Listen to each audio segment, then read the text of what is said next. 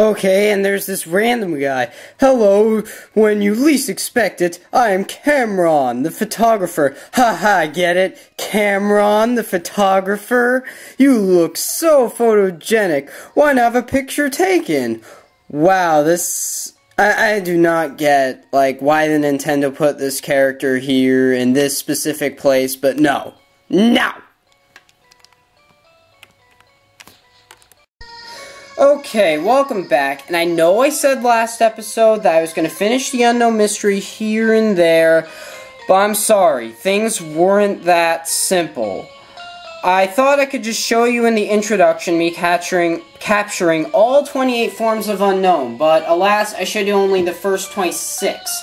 And the reason why is because Unown question mark and Unown exclamation point are not as easy as they're made out to be in Bulbapedia and in Serebii. Well, I mean, it's not hard to get them, as in, hard to catch, a couple of legendary Pokemon, or hard to solve that puzzle. It's just tedious, and the information they give in Bulbapedia and Serebii it's just not specific. I mean, I don't want to go in an internet war against, the admins, in case, some of the admins from either of those sites are watching the videos. I'm just saying your information for that is not specific. I thank you and implore you for giving us all this information about the Pokemon games, and not having to spend money on the instruction books that have so many errors. It's not funny, but you guys really should give better information. I mean you guys by Bulbapedia and Serebii. And I was going to do something else in this episode, but I'm just going to dedicate this episode to saving you guys some trouble for those who are watching this, and showing you specific instructions on how to get Unown question mark and Unown exclamation point. So anyways, here's how you do it. You go inside here, and, yeah, you talk to this guy, a whole bunch. In Serebii, I mean, they gave you a hint that you had to talk to this guy, to talk to one of the researchers, meaning this guy, and it says, you need to talk to one of the researchers, and by talking to him, you talk to him a whole bunch of times, which part of the fault is Nintendo for that. Why couldn't you just talk to him once and this would work out? But, ugh. Okay, so, yeah, you talk to him, and I mean, I already talked to him before the recording. You just talk to him until you get to, this discovery. I'll show you the discovery. So, first you talk to him and says, you have to hear this. This is a big discovery. There are as many unknown as there are letters in the alphabet. There are being 26 confirmed. Why don't you collect them all? I already did, of course. And then, yeah, I took notes. And then he talked to this guy. And then he says again, you have to hear this. This is a big discovery. We have figured out that Unown are in a certain order. Well, of course, if there's the same letters in the alphabet, then there probably are alphabetical letters, and they probably are in alphabetical order. So, yeah, he switches the Unown in the correct order, and, yeah, I take notes, and then a second later, what? Well, he doesn't make another discovery, but 5 seconds later he will. What? You found a room with Unown symbols? That is a big discovery. We will study them right away. And, yeah, I made some notes. And then, you have to hear this. This is a big discovery, 5 seconds later. See what I mean? Nintendo logic strikes again. Okay, we have found 2 new Unown symbols. Yeah, and... yeah, okay. And then I take some more notes. And then I think you talk to him just one more time. Oh, wait, no you don't. You just talk to him up to when he discovers, the 2 additional Unown, and then you have to go to this chamber again, but I'll just show you real quick the Unown report, and how many pages you have to have, pretty much, before, you unlock this stuff. So, yeah, here it is, and, yeah, and then you look at the bottom, you should have about 7 pages. Well, I mean, on Bulbapedia, they show 9 pages, because, as you'll see as I forward through the pages, there's pages devoted to, the Unown, which are now in order, but earlier they were not in order, and, yeah, continue down, more of them, and yeah, and then you can read this stuff, pause to read it, and then pause to read this, and then pause to read that, and then pause to read this, and then, yeah, to be fair to Bulbapedia, they show you these pages, but they don't tell you that they're essential to unlocking unknown question mark and unknown exclamation point.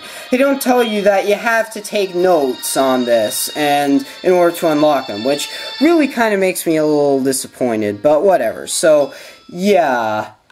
You have to talk to that guy until you get all 7 of those pages. And yeah, I didn't show you all of them because I took some notes accidentally off camera, not knowing how essential this would be.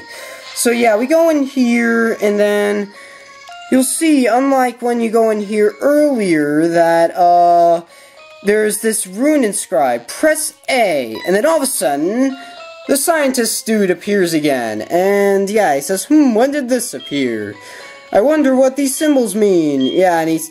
yeah, ... And then, hey, you, let's go back to Research Center. And, yeah, we go back to Research Center, and then this, no, wait, the symbols on the stone panel were like this. And then it reads, our friends look up and heartily congratulate us. And, yeah, that's just more gibberish from the unknown. I wonder what it means. We need to examine the runes once again.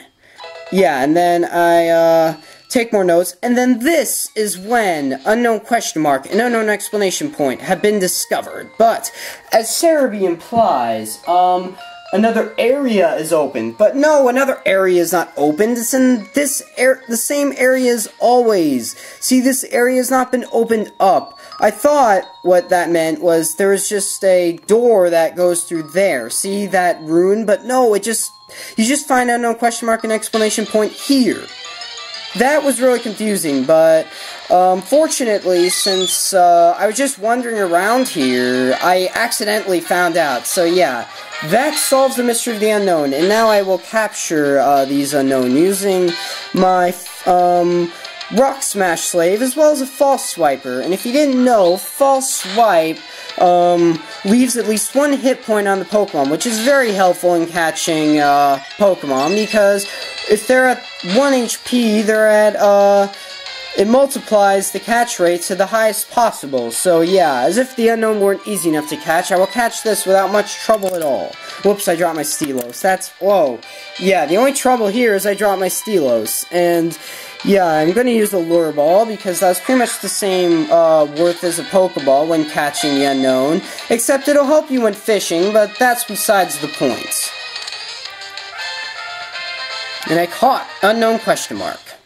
At least I think it's unknown question mark. I can't even remember. I'm lecturing so much. Yeah, and I'll give it a nickname. Yeah, and I nickname it question mark. And yeah.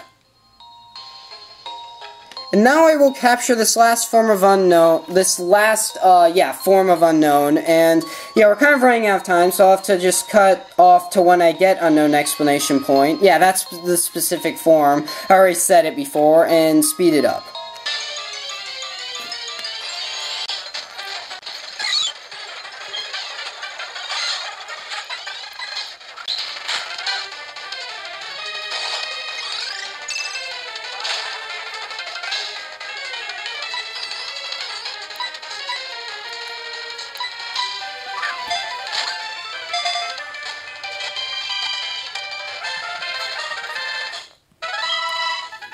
Okay, and that concludes the Mystery of the Unknown. Okay, and before we end this episode, I just want to show you one thing. You talk to this guy, and then, yeah, he'll give you one more page, pretty much. Yeah, he tells you the history behind the unknown, which basically that is very consistent with what I was saying earlier when I was reading that rune or whatever, which is that yes, the unknown have no life. They were jacked outside, and there was originally a clan of people that lived in harmony, but then felt like going outside and abandoned those timid unknown with no life that won't go outside. So yeah. And Guess what you get from these scientists? Absolutely nothing but thanks, and, the pleasure that you have caught all 28 forms of Unown and wasted, like, hours and hours of your life. Yeah, and then this guy gives you nothing. He just talks about, oh, it seems like I'm doing nothing, but I developed the Unown report. Okay, anyways, yeah, we are done with, what we could do in Ruins of the Alph here. Do you want to know what's funny? Like, some days Cameron, the photographer, is inside, but other days he leaves his place and then stands here.